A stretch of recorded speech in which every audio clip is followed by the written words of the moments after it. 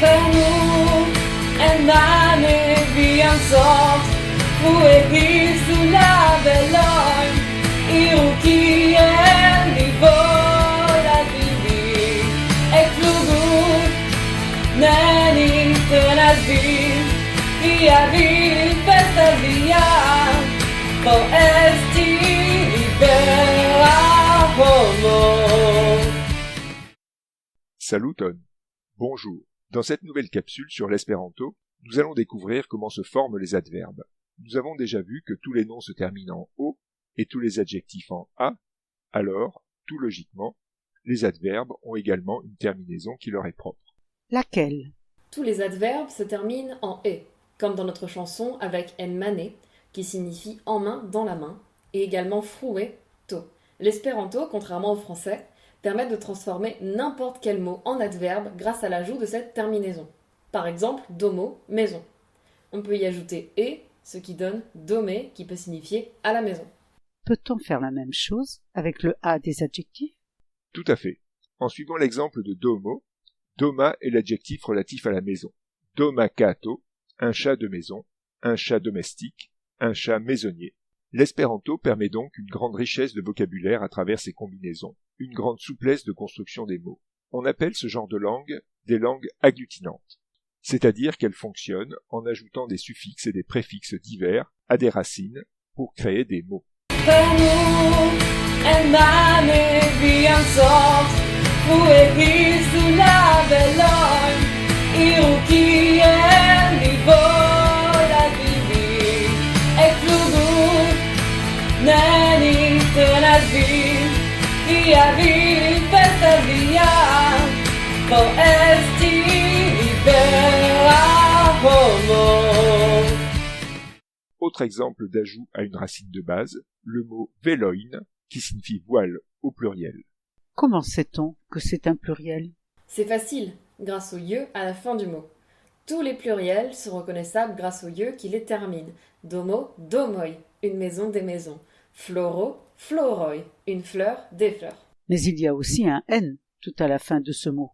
Et oui, c'est la marque de l'accusatif. C'est un trait particulier de l'espéranto qui consiste à marquer le COD, le complément d'objet direct dans les phrases avec un repère, l'accusatif.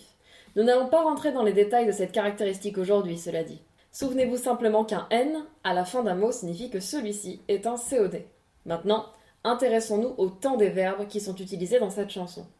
Il y a prenu, hisu, iru, ekflugu. Ces verbes ont tous la terminaison ou.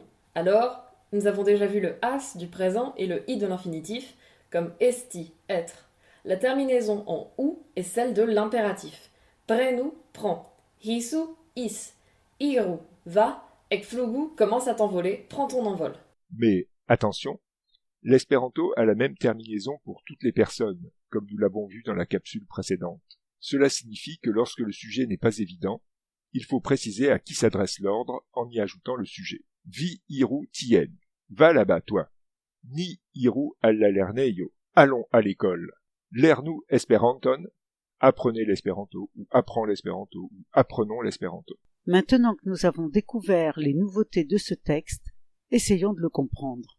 Mais nous sommes sûrs que vous l'avez déjà en partie compris. Prenu en mane vian sort, fruegi sulla veloin, iru kiel mi volas vivi, ekflugu, neni tenas vin, via vil festa via, por esti libera homo.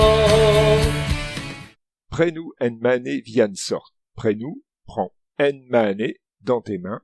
Vian sort, ton sort, ton destin. Frue, isu la veloin. Frue, c'est tôt, de bonheur. Isu la veloin, hisse les voiles. Iru, quien vivolas vivi. Iru, c'est l'impératif, va. Quien vivolas vivi, vers où tu veux vivre. Ekflugu, neni tenas vin, envole-toi, personne ne te retient. Via vive estas via, ta vie est à toi. Por esti libera homo, pour être un homme libre. Cette chanson ne vous rappelle rien? Il s'agit d'une traduction de la chanson de Jim, de la planète au trésor, que j'ai moi-même traduite et interprétée. L'espéranto offre de nombreuses possibilités de création, et la traduction ainsi que l'écriture de chansons en est une parmi tant d'autres. Nous espérons que vous avez apprécié cette nouvelle chronique. Pour approfondir vos connaissances et apprendre de nouvelles choses, rendez-vous sur esperanto-france.fr et lernou.net. Si vous souhaitez communiquer avec notre association, Espéranto Développement 45, n'hésitez pas à envoyer un mail à esperantodev45@free.fr. À très bientôt. Gis revido, gis reaudo.